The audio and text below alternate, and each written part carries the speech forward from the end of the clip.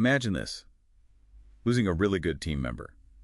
Could cost you, like, their entire 6-month salary. Yeah, easily. And if it's someone highly specialized. Oh, brace yourself. We could be talking double that, maybe even more. It's huge. Which is exactly why today we're doing a deep dive into something absolutely critical for every single organization. Talent retention. Really mastering it. Absolutely. We're looking at a really insightful report here. It's dated October 26th, 2024. Pretty current then. Yeah, very. Put together by an HR consultant and a business strategist. Think of it as a concentrated guide on building a workplace where your best people actually want to stick around and, thrive. Okay, so our mission today, for you listening, is to pull out the key stuff from this report, cut through all the jargon, and give you a really clear picture of why employees leave. And more importantly, what you can actually do about it. Right. What steps can you take to build a company that's genuinely focused on keeping its people? We want to give you those actionable strategies without, burying you in information. Kind of like a shortcut to getting up to speed on this. Exactly. Your express lane to being well-informed. And helping us unpack all this, point out what really matters, we've got our expert with us. Great to be here. Let's just jump right in, shall we? Please. So the report starts by really hammering home a key point. In today's world, keeping your top performers is, well, arguably even more crucial than finding them in the first place. That's a strong statement. It is. Yeah. And it begins by defining employee turnover. Now, there are different types, voluntary, involuntary, retirement. Lateral moves too, right? Yeah, internal transfers. But the one we're really zoning in on today, the one that causes the most headaches, is what the report calls dysfunctional turnover. Dysfunctional. Meaning your best people, your high-value, top-performing employees. That's the kind that really hurts. Got it. So while people leaving can happen for lots of reasons, it's losing those key players, the ones driving success, that has the biggest price tag. Precisely. And speaking of price tags, the report does a deep dive into the actual costs. And it's not just the obvious stuff. Like recruitment ads, agency fees, the direct costs. Exactly. Those are the direct costs. And they're significant on their own. The report gives a conservative estimate about 6 months' salary to replace someone. Conservative, you say? Yeah, because for many specialized roles or leadership positions, that number can shoot way up. We're talking anywhere from 50% to, get this, 213% of their annual pay. Wow, 200%. That's staggering. That really drains the budget. It's a massive financial hit. But crucially, the report also digs into the indirect costs. Yeah. The ones that are maybe harder to see immediately but can linger. Okay, like what? Well, think about productivity. It takes time for a new hire to get fully up to speed, right? The report suggests it can easily be a year, maybe even 2, before they're performing at the same level as the person they replaced. A whole year or 2. That's a long dip. It is. And then there's the impact on the team's morale, the company culture. Yeah. When good people leave, it makes others nervous, doesn't it? Definitely. It creates uncertainty, anxiety. Sometimes it even triggers a kind of domino effect. Others start thinking about leaving too. That contagion effect you mentioned. Exactly. Plus, there's the potential damage to your employer brand. Negative reviews online, word of mouth. Makes it harder to attract good people next time. Right. And don't forget customer service or quality. New people make mistakes. They're slower. Existing staff might be overloaded. It all impacts the customer experience.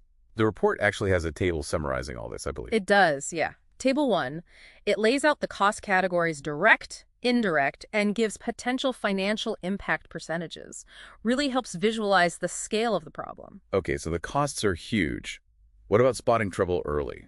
The report talks about warning signs, right? Yes, absolutely. It's not just about looking at your overall turnover number, though that's important too. What else should you look for? Well, a big one is high turnover among new hires. People leaving within, say, the first 6 months to a year. That sounds like a problem right from the start. It usually is. It often signals a mismatch between the job promise and the reality, or maybe issues with how you bring people on board. Makes sense. Any other red flags? An overall annual turnover rate consistently above 20% is definitely something to investigate closely. 20%. That's 1 in 5 people leaving each year. Yeah.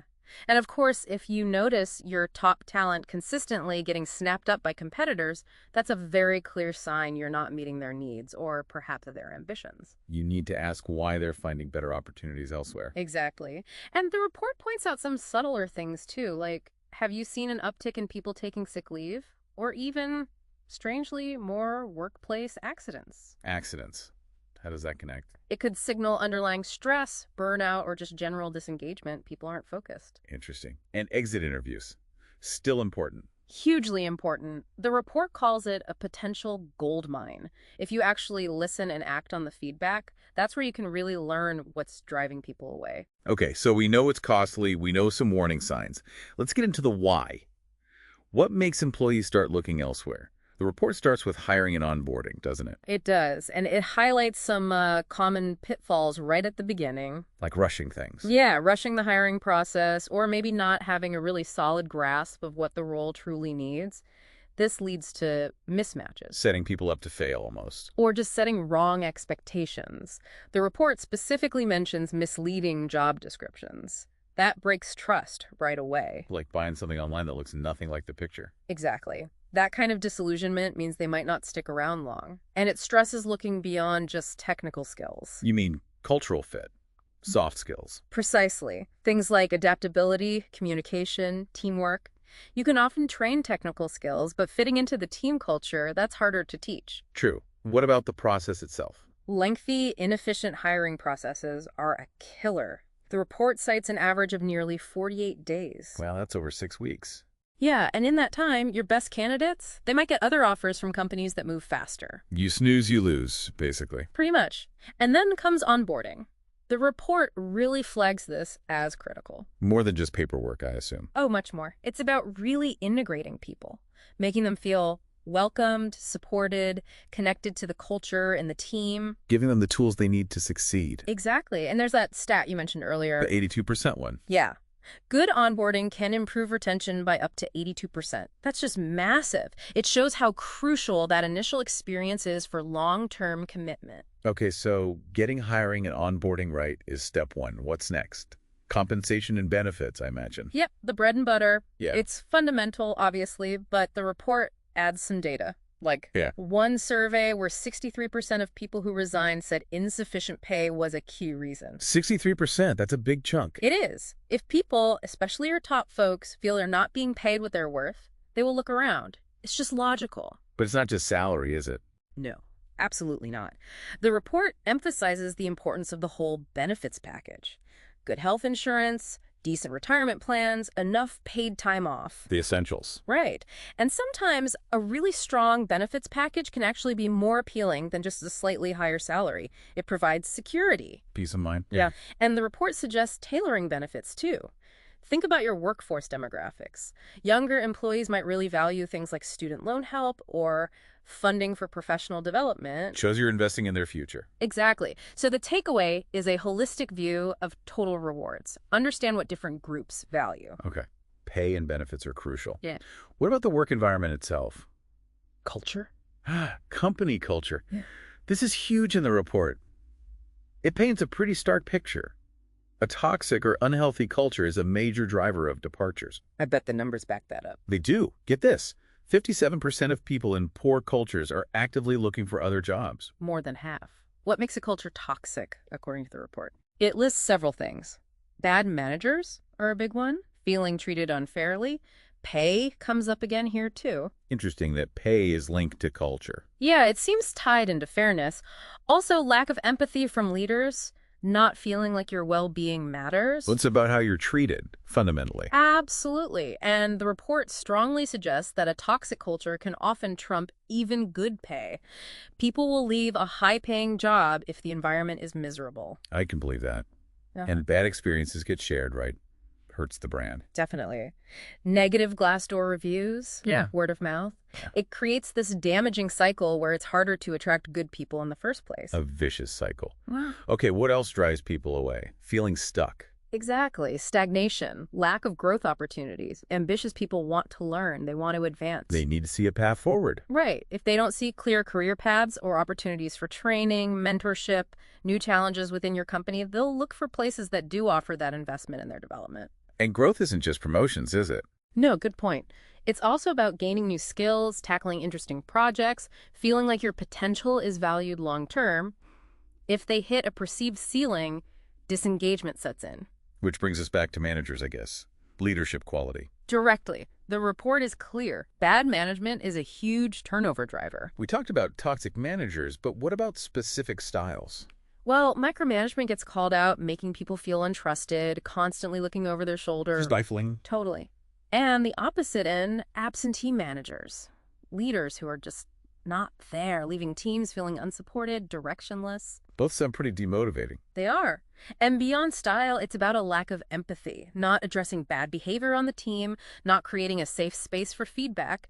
Remember that stat? 54% citing a poor manager in toxic cultures. It really hits home how crucial manager training and development is. You can't just promote someone and expect them to be a great leader. Absolutely. Investing in leadership development is key. Okay, another big topic these days, burnout. Is that covered? Yes, the burnout epidemic. Constantly overworking people, ignoring work-life balance. That's a recipe for losing even your most dedicated employees. Even star performers burn out eventually. Everyone has limits.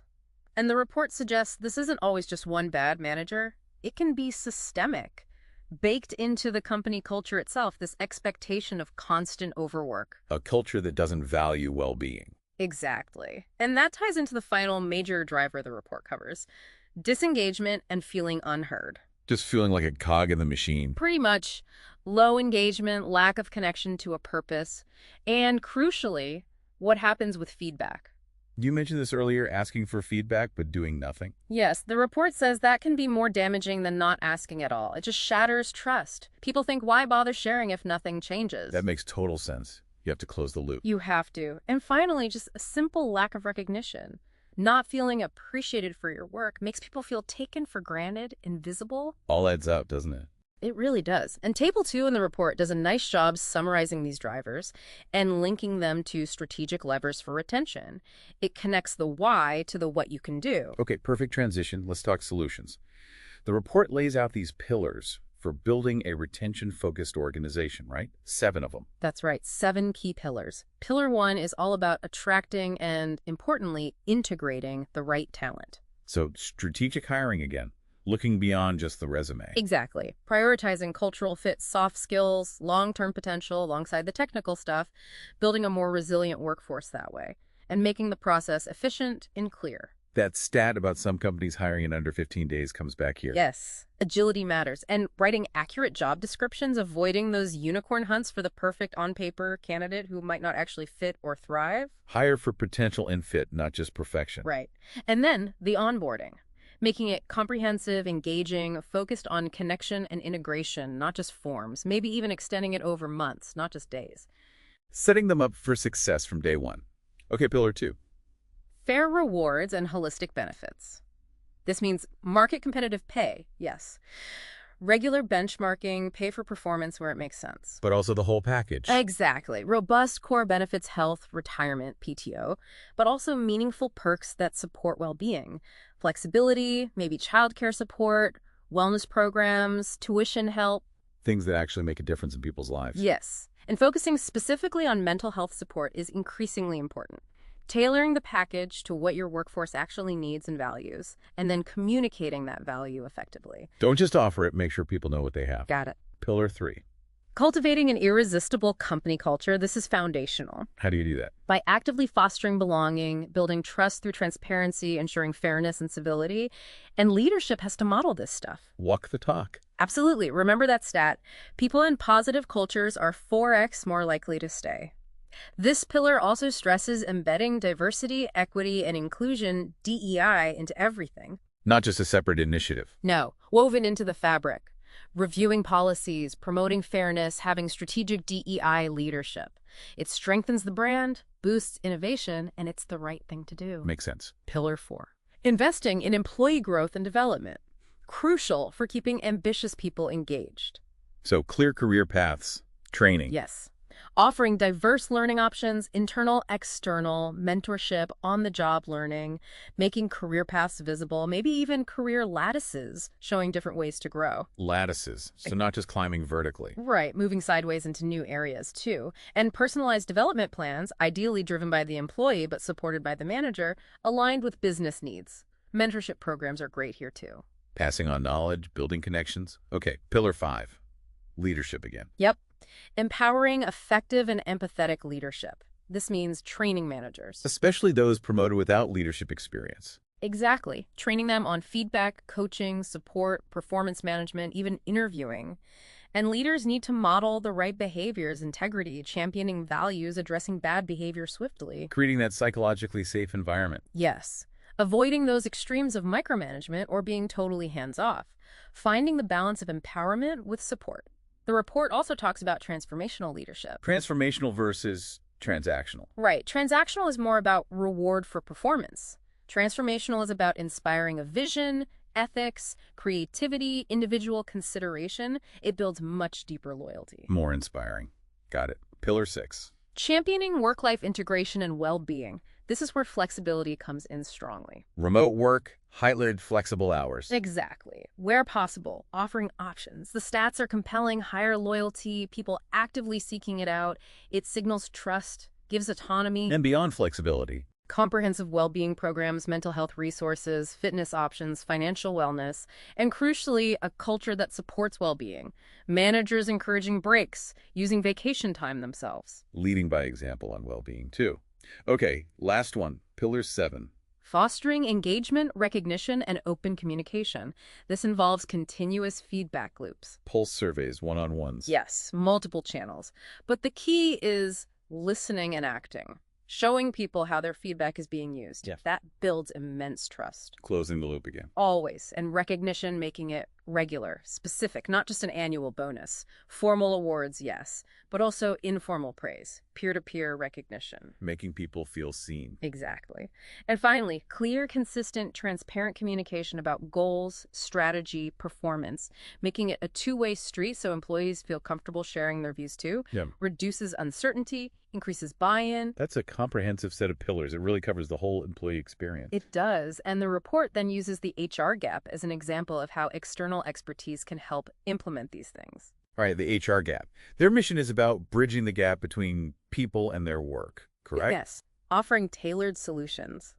They start with things like an HR assessment. What does that involve? Basically, reviewing all your current HR practices, policies, identifying strengths, weaknesses, compliance risks, ways to optimize things, understanding your starting point. Like a health check for your HR. Exactly. And then they offer HR advisory, ongoing expert guidance on everything from employee relations, performance management, compliance, right through to engagement strategies and culture development. Like having an HR strategist on call. Pretty much. They also help with talent management across the whole life cycle. Attracting people, but also keeping them aligned with the business. Yes, direct hire services, but also advice on integrating employee growth with business goals. And they have specific tools and strategies for boosting employee engagement. Helping employees feel valued. Right. And they offer tailored support for smaller businesses too, SMBs, a la carte services, practical tools like handbooks, online training, help with HR systems. Stuff that smaller companies might not have in-house. Exactly. Building that essential HR foundation. Their whole approach is proactive, ongoing partnership, coaching, strategic planning. Not just fixing problems, but preventing them. Yes, aiming for continuous improvement. Table 3 in the report actually maps their services directly to the retention challenges we've discussed, showing how targeted help can work. That's helpful context. So wrapping this up, what are the absolute key takeaways for you, the listener? Okay, number 1, retention is strategic, not just HR's job. 2, you have to understand the why behind departures. 3, it takes a multifaceted approach. No silver bullets. Culture is critical. Leadership is the linchpin. Absolutely. And employee voice, feeling valued, having growth opportunities, these are non-negotiables. And finally, you need to be adaptable. The world changes, your strategies might need to as well. So what should someone listening do next? Concrete steps. First, do a retention health check. Look at your data. Assess your practices honestly. Listen to your people. Seriously implement feedback mechanisms and act on what you hear. Prioritize. Yes. Pick 2-3 key areas from these pillars where you can make the biggest difference right now. Make a plan. And invest. Invest in your people, compensation, benefits, development. Invest in your managers. Give them the training they need. And don't be afraid to seek expert help if you need it. Great advice. Any final thought to leave people with? Yeah, just this. Yeah. Building a retention-focused company isn't just about saving money on turnover. It's about creating an environment where your best talent can truly thrive, innovate, and do amazing work. It's an investment in success. Exactly. So maybe ask yourself, what's one small change, just one thing you could implement tomorrow that would signal to your team, hey, your long-term growth and well-being really matter here? That's a powerful question to ponder, something tangible to start with. Definitely worth thinking about. Well, this has been incredibly insightful. Hopefully for you listening, this deep dive has given you a lot of value and some clear actions to consider. Hope so too. We look forward to bringing you more deep dives into critical topics very soon.